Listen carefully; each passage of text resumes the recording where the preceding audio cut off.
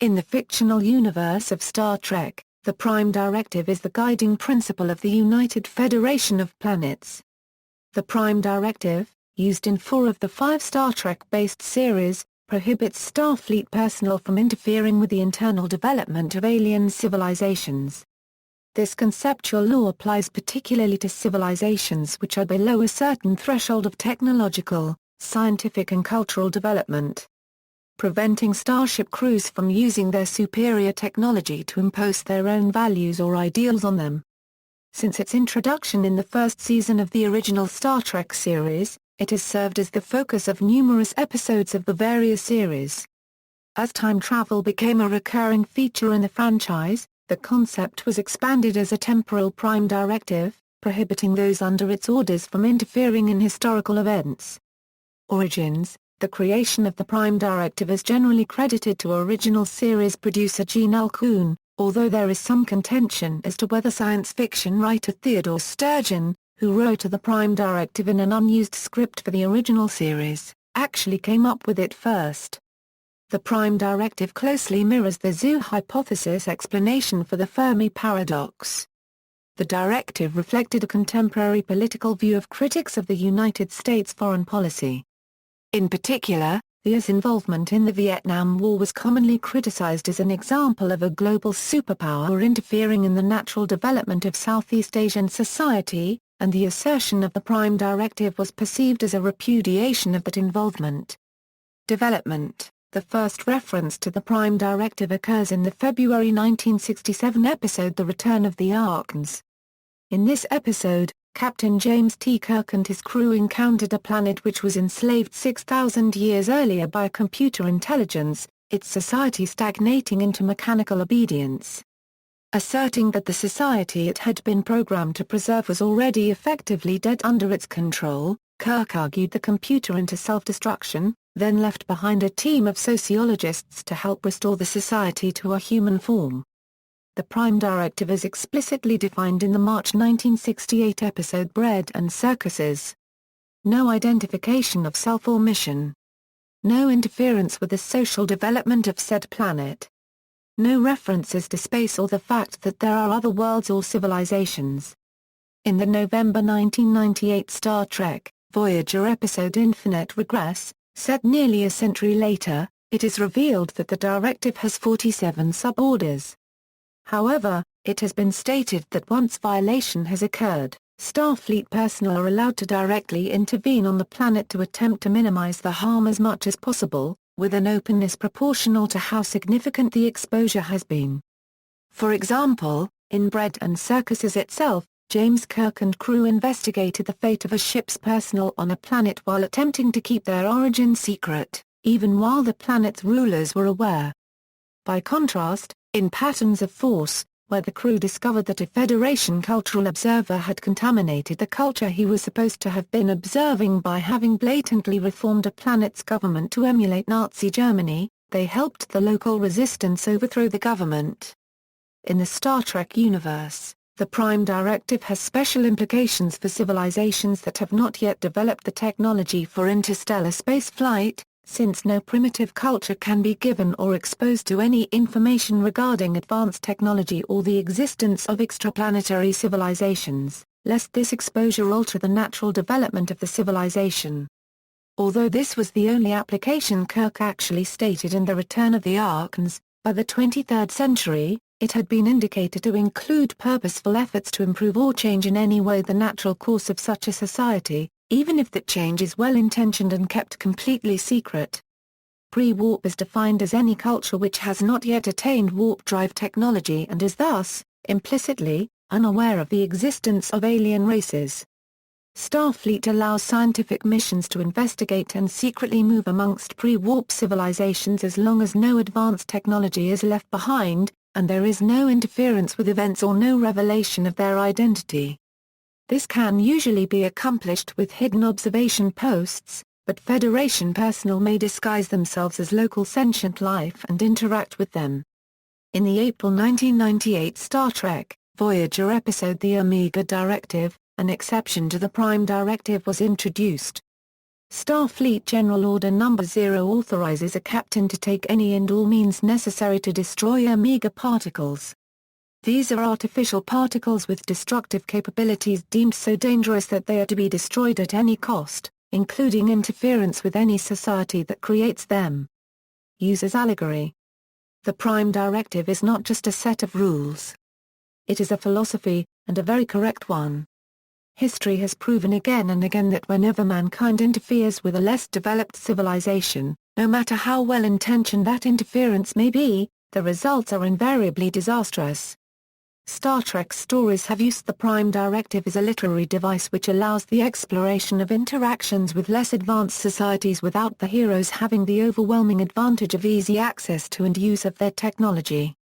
Since Star Trek has consistently used alien interactions as an allegory for the real world, the Prime Directive has served as a template to tell stories which resemble those of real human societies and their interactions with less technologically advanced societies, such as the interaction between modern cultures and indigenous peoples. In the philosophical view of Star Trek, no matter how well-intentioned the more advanced peoples are, interaction between advanced technology and a more primitive society is invariably destructive.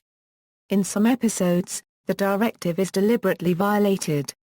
In the original series episode Patterns of Force, Federation cultural observer and historian John Gill openly created a regime based on Nazi Germany on a primitive planet in a misguided effort to create a society which combined what he wrongly viewed as the high efficiency of a fascist dictatorship with a more benign philosophy. In doing so, he contaminated the normal and healthy development of the planet's culture, with a power-hungry subordinate making Gill his puppet and causing the regime to adopt the same racial supremacist and genocidal ideologies of the original. This in turn forced Starfleet personnel to intervene directly to minimize the harm to the societies. By the time of the era of Star Trek, The Next Generation, the Prime Directive was indicated to apply not only to just pre-warp civilizations, but also, indeed, to any culture with whom Starfleet comes into contact. In such situations, the Prime Directive forbids any involvement with a civilization without the expressed consent or invitation of the lawful leaders of that society, and absolutely forbids any involvement whatsoever in the internal politics of a civilization. This understanding of the Prime Directive resembles the concept of Westphalian sovereignty in political science. For example, in Star Trek, Deep Space Nine, the provisional government of the planet Bajor experienced a power struggle that nearly led to civil war. During this conflict, Deep Space Nine Commander Benjamin Sisko's superior, Admiral Chakotay, explicitly cited the Prime Directive, and ordered him to evacuate all Starfleet personnel from the station, as the situation, that is a conflict as to what form the Bajoran government would take, was deemed internal to Bajor. The UFP, it was felt, had no business influencing the Bajorans' decision in this matter. Not even the knowledge that the Cardassians were secretly supporting one Bajoran faction dissuaded the admiral, who noted, "The Cardassians may involve themselves in other people's civil wars, but we don't." Around 20 minutes into the Season 2 episode Pen Pals, the senior staff had a philosophical discussion regarding the Prime Directive. Troy and LaForge argued that if there was a cosmic plan, that the presence of the Enterprise and its crew was also to be included in that plan and that this alone allowed them a legitimate claim to act on behalf of a people in need. Captain Picard argued that one's personal certitude was not relevant and that the Prime Directive was meant to prevent us from letting our emotions overwhelm our judgment. On Star Trek, Voyager, the Prime Directive was used more than once as a plot device as well, and Captain Catherine Janeway also applied the Prime Directive to a situation which clearly did not involve a pre-warp civilization. Also, in at least 2 different episodes in which they encountered civilizations that had technology which could shorten their journey home, Prime Factors, and Future's End, policies similar to the Prime Directive were cited as a basis for denying Janeway and her crew access to it. In the episode Infinite Regress, Naomi Wildman revealed that there were 47 sub-orders of the Prime Directive. On several occasions, characters indicate that the Prime Directive extends even to the point of allowing a civilization to end. The Star Trek, The Next Generation episode Pen Pals presented exactly such a scenario, and when Lieutenant Commander Data befriended a child who lived on a doomed planet and offered help, this was presented as a problematic transgression.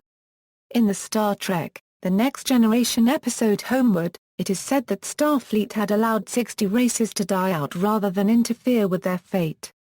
In this episode, the loss of a planet's atmosphere was about to wipe out the last remaining members of a primitive civilization.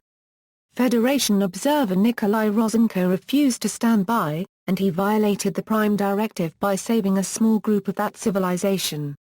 In the TOS episode A Private Little War, two different factions on a planet were at war with each other.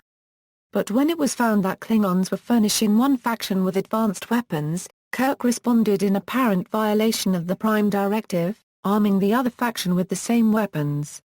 This resulted in an arms race on that world, as a fictionalized parallel to the then-current Cold War arms race, in which the United States often armed one side of a dispute and the Soviet Union armed the other, in a practice known as proxy war.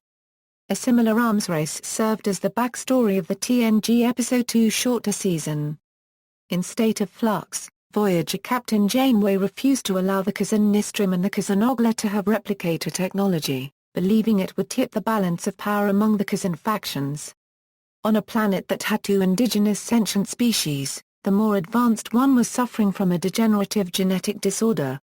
A cure was not pursued because it was determined that the more advanced species was genetically stagnant, and that the lesser one was genetically progressive. It was viewed as contrary to nature to help the dying race. Although this event took place in the series Star Trek, Enterprise, in the Ent episode Dear Doctor, and took place before the formation of both the Federation and the Prime Directive, it reflected the views of spacefaring humans and their allies in the years leading up to the creation of the Federation. Criticism: One criticism regarding the Prime Directive is that it is inconsistently applied, depending on a planet's strategic importance or the circumstances in which a starship crew finds itself. For example, as part of the Federation's then ongoing hostilities with the Klingons, Captain Kirk was ordered to make contact with the seemingly pre-industrial Organians in the episode Errand of Mercy. In addition, Kirk directly interfered with the laws or customs of alien worlds in Friday's Child, For the World is Hollow and I Have Touched the Sky, The Cloudminders, The Apple, The Return of the Arkans, and A Taste of Armageddon, to achieve a Federation objective, to save the lives of his crew, or both. Compounding matters was that in the TOS episode The Omega Glory, Kirk stated, "A star captain's most solemn oath is that he will give his life, even his entire crew, rather than violate the Prime Directive." Yet he seemingly violated the Prime Directive as the only way to save my ship in A Taste of Armageddon, and no explanation for the Federation ambassador who was trying to mediate between Armenia 7 and Vendikar regardless of their wishes on the matter was given. In The Return of the Arkans, and the Apple reference to the Prime Directive of non-interference was made by Spock. In The Return of the Arkans, Kirk says the Prime Directive referred to a living, growing culture to justify interfering with what he saw as the non-development of the computer-controlled culture, asking pointedly in reference to it, by contrasting it with living, growing cultures, "Do you think this one is?" In the Apple, Spock pointed out that Starfleet Command might not agree with his choice to interfere with the computer-controlled culture. Kirk's reply to this was, "I'll take my chances." There are also episodes in which the Prime Directive should have been mentioned, but was not. In the Paradise Syndrome, the Enterprise attempted to save a pre-industrial planet by moving an asteroid that was on a collision course with it. When McCoy asked Kirk if he should warn the people, Kirk and Spock only pointed out that the people would not understand the warning, and neither made any reference to the Prime Directive. In The Cloudminders, Kirk interfered with the culture of Ardana to obtain Zenit, the only cure for a biological plague ravaging Rak. Vice Admiral Matthew Doherty's reasons for violation of the Prime Directive in Star Trek, Insurrection in Picard's time echoed the reasons Kirk gave McCoy in A Private Little War, but Picard considered them invalid. In Homeward, Nikolai Rosenko used holodeck technology to save the Boralin and enforce what he believed was the spirit of the Prime Directive, even though Picard had already said that such actions violated what it actually stated. In Pen Pals, Captain Picard rectified contact with an inhabitant of a pre-warp planet by ordering her memory erased. When contamination became too serious to be fixed by memory erasures, Captain Picard decided to make direct contact with the civilization's leaders in Who Watches the Watchers and First Contact, although the latter episode involved a planet on the verge of achieving warp flight, and therefore eligible for first contact. Finally, in natural law, the Voyager crew took measures to ensure the protected isolation of a primitive people, even from a more advanced civilization who share the same planet. In contrast, the Next Generation episode Justice did not explicitly explain whether the Edo people were pre-warp or were aware of off-world space travelers before the Enterprise's visit. If the case was the former, then when Wesley Crusher is sentenced to death, the violation of the Prime Directive had already occurred and the issue of rescuing him, while politically exacerbating matters, might not have been a violation of the directive. Picard's 9 documented violations of the Prime Directive are held as evidence against him during a witch hunt investigation in the Drumhead. Additionally, the non-canonical novel Prime Directive, written by Judith and Garfield Reeves-Stevens, dealt with the political and career fallout from a violation Kirk had committed. In canon, James Kirk apprehended Captain Ronald Tracy of the USS Exeter when he found evidence of the latter's apparent violation of the Prime Directive.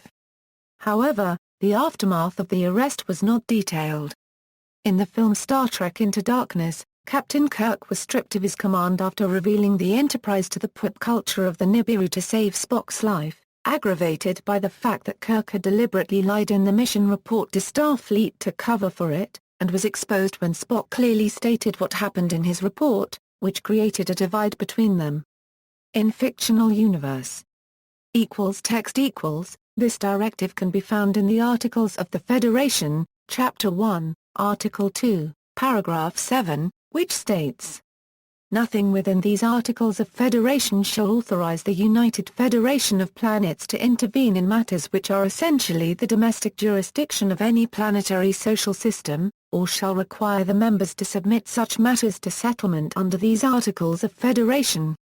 But this principle shall not prejudice the application of enforcement measures under Chapter 7. Note that the above bears a striking resemblance to text in the actual United Nations Charter, corresponding even in exactly the same chapter, article, and paragraph number, and with a reference to Chapter 7 allowing exceptions for enforcement. It has been further defined in this way.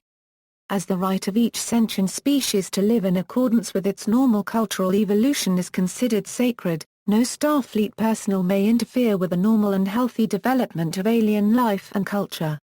Such interference includes introducing superior knowledge, strength, or technology to a world whose society is incapable of handling such advantages wisely. Starfleet personnel may not violate this Prime Directive, even to save their lives and/or their ship, unless they are acting to right an earlier violation or an accidental contamination of said culture. This directive takes precedence over any and all other considerations, and carries with it the highest moral obligation. In other words, the Federation cannot expose an evolving species to technology that the species has not yet discovered or is currently capable of developing. History the non-interference directive seems to have originated with the Vulcans. In Star Trek, First Contact, it is stated that but for Tsron Cochrane's historic warp flight, a passing Vulcan ship would have deemed Earth unready for contact and ignored the planet, and in the Enterprise episode Fight or Flight Paul makes reference to a Vulcan policy of non-interference. However, the policy was not implemented immediately, and did not exist on pre-Federation Earth. In the Enterprise episode Civilization, Charles Trip Tucker III notes that the prohibition is a Vulcan policy, not human. In another episode, Dear Doctor, Jonathan Archer says someday, my people are gonna come up with some sort of a doctrine, something that says what we can and can't do out here, should and shouldn't do. But until someone tells me that they've drafted that directive, I'm gonna have to remind myself every day that we didn't come out here to play God. The Prime Directive was not actually written into law until some years after the formation of the Federation. In the Star Trek episode A Piece of the Action, an early Federation ship, the Horizon, visited a primitive planet and left behind several items which altered the planet's culture significantly. Most notably the book Chicago Mobs of the 20s, which the inhabitants quickly seized upon as a blueprint for their entire society. An alternative origin comes from the Enterprise episode Observer Effect, where it is revealed that the Aganians also adhere to a form of the Prime Directive. However, as Starfleet does not officially make first contact with the Aganians until the original series episode Errand of Mercy, it is unknown what impact, if any, they had on the development of the directive. Temporal Prime Directive The Temporal Prime Directive is intended to prevent a time traveler from interfering in the natural development of a timeline. The TPD was formally created by the 29th century, and was enforced through an agency of Starfleet called the Temporal Integrity Commission, which monitored and restricted deviations from the natural flow of history. However, several Star Trek Voyager episodes specifically make references to the Temporal Prime Directive that suggest that it applies in the 24th century. The directive is regarded as inviolable, and any Starfleet officer responding to a question regarding their prior actions with words to the effect of "I cannot reply due to the Temporal Prime Directive" would not normally be subject to censure, as long as some form of temporal instability had been sensed, however slight the signs. As 31st-century time traveler Daniels revealed to Captain Jonathan Archer in the Star Trek Enterprise episode Cold Front, as time travel technology became practical, the temporal accords were established sometime significantly before the 31st century, to allow the use of time travel for the purposes of studying history, while prohibiting the use of it to alter history. Some factions rejected the accords, leading to the temporal Cold War that served as a recurring storyline during the first 3 seasons of that series. Use another science fiction. In StarCraft the Protoss race obey a concept known as Dea, or Great Stewardship, which states that they are not permitted to make contact with or interfere with lesser races unless they are threatened by an outside source. In Olaf Stapledon's 1937 novel Starmaker, great care is taken by the symbiont race to keep its existence hidden from pre-utopian primitives, lest they should lose their independence of mind. It is only when such worlds become utopian-level space travelers that the symbionts make contact and bring the young utopia to an equal footing. In L. Sprague de Camp's Viagens books the planet Krishna is protected by Regulation 368 whose Section 4, subsection 24, paragraph 15 reads, "It is forbidden to communicate to any native resident of the planet Krishna any device, appliance, machine, tool, weapon, or invention representing an improvement upon the science and technology already in existence upon this planet." As with the Federation's own Prime Directive, there were inconsistencies. Euro printing and soap were allowed but knowledge of more advanced economics weren't. Also Regulation 368 does not forbid interference with Krishna culture by travelers as long as that interference is not technological in nature. Jack Williamson's 1947 novella With Folded Hands, which appeared in the July 1947 issue of Astounding Science Fiction, introduced the term Prime Directive. The story features invulnerable robots who ruthlessly follow the directive, which was created so that the robots serve and protect all humans. The directive, as it is used here, is more closely related to the 3 laws of robotics, however. Williamson rewrote and expanded the novella into a novel, which was published under the title The Humanoids in 1948. In the Babylon 5 universe, the concept of keeping advanced technology from the less advanced races who were not ready for it was cited. In the episode, Deathwalker, a renegade Dilgar scientist named Jajor is captured but bargains her freedom with a breakthrough medication that grants immortality. Before her medication can be mass-produced, she is killed by the Vorlons. Ambassador Kosh tells an assembled audience you are not ready for immortality. When Epsilon 3 was discovered to be harboring a gigantic machine in the 2-part episode A Voice in the Wilderness, it is discovered that a living being named Van had integrated himself with the machine to act as a CPU for the machine. Because this being was dying, the Minbari Droll took the place of Van as the CPU. In space, a battle was taking place over ownership of the machine. The Earth Alliance was fighting to keep criminals that were the same species as Van from taking the planet. Droll appeared to everyone involved in the dispute. He said that because the planet's technology would give an unfair advantage to any one race, that the planet was off limits to all. After the Vorlons had left the galaxy, a number of people attempted to travel to Vorlon to lay claim to the advanced technology there. The planet's automated defense systems destroyed those who approached the planet.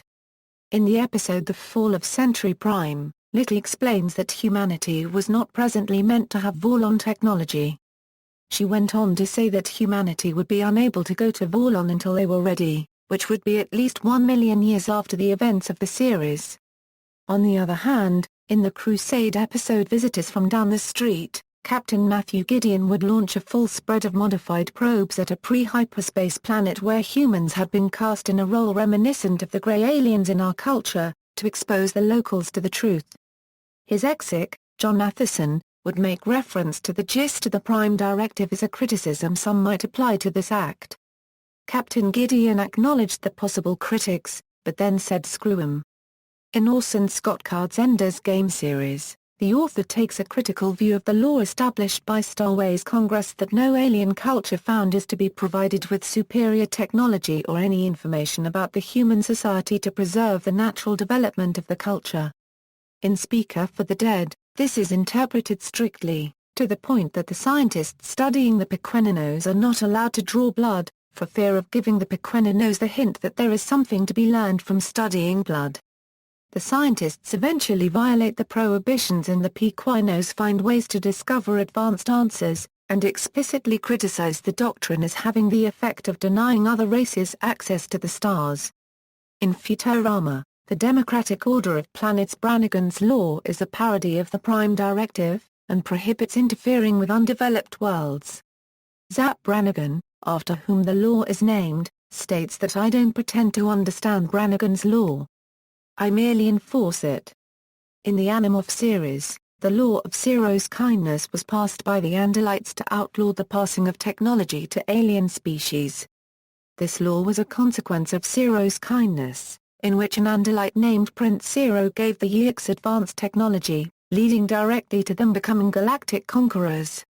In Stargate Universe, attitudes toward a non-interference policy vary. The Tory, or humans of Earth, have a totally opposite spin on interference than the Federation, holding it to be Earth's duty to assist humans on other planets, and most other non-hostile races, wherever possible in whatever way possible. However, they never share technology without good reason, and are often hesitant to give potentially dangerous technology such as weapons or strategically important materials away. They also refuse to accept or give technology to any civilization which practices morally reprehensible deeds, including one which practiced racial superiority and ethnic cleansing. The relatively middling nature of Earth technology, and the suddenness with which Earth became a major interstellar player, may have something to do with this attitude. In any event, the Tory are wary of following in the footsteps of the Goa'uld, who pose as gods on less advanced worlds. The Tolan followed a policy effectively the same as the Prime Directive, following the destruction of a neighboring planet caused by the misuse of power-generating technology given to them by the Tolan. The Asgard dislike sharing most of their technology, but nevertheless were willing to give technology in gratitude to an inferior race. This is how Earth got its hyperdrive and power source for that hyperdrive. However, they draw the line at providing any form of offensive technology to other races. It is unknown whether the ancients shared much technology pre-ascension, but post-ascension they adopted a policy of strict non-interference for any reason, as a consequence of their belief in reason and the generally deontological mindset they tended to express. It does however seem to have an exception in that it can be violated to punish another violator under some extreme circumstances. Such penalties often strike down not only the violator, but also all the people of the civilization their interference affected. The Ori, on the other hand, flaunt the technological benefits of ascension. While it cannot strictly be said that they share technology, they do interfere with the less advanced. The Time Lords of Gallifrey and the television show Doctor Who are said to have practiced non-interference, especially related to their ability to travel anywhere in time or space. This originated after the disastrous results of well-meaning guidance of the Minions of Minos. However, cover interference does still occur: Genesis of the Daleks, Image of the Fendel, and Two Doctors. Sylvia Louise Endall's novel Enchantress from the Stars also features the Prime Directive. A member of the original crew is killed upon landing on a primitive planet, Andresia, when she is shot at. She dies without defending herself despite being able to shield herself using advanced technology. The term is used, in fact Prime Directive is the title of a section, of Arthur C. Clarke's A Meeting with Medusa, which supposes that life, probably intelligent, has been discovered in the atmosphere of Jupiter. Thomas Pynchon's 2006 novel Against Today, in a parody of serial fiction, features a young men's organization, the Chums of Chance, whose charter includes a paraphrase of Star Trek's Prime Directive, never to interfere with the legal customs of any locality at which we may have happened to touch. The Swedish artist and poet Johannes held a copyright and made a poetic web installation entitled The Prime Directive in 2006, located at the Danish Virtual Exhibition Room for Visual Poetry, Literature, and Visual Art, Afsnit P. The Star Ocean series of video games feature a Prime Directive in all of its titles. For example, the Pan-Galactic Federation in the game Star Ocean, Till the End of Time has a similar law to the Prime Directive called the Underdeveloped Planet Preservation Pact, violations of which are only mitigated under situations where there is a significant threat to life and limb. In Chapter 21 of Arthur C. Clarke's 3001, The Final Odyssey, a parallel is drawn between the Prime Directive and the monolith's forbiddance of human-European interaction. See also, Law in Star Trek, The Songs of Distant Earth, 3 Laws of Robotics. References. External links. Prime Directive at Memory Alpha.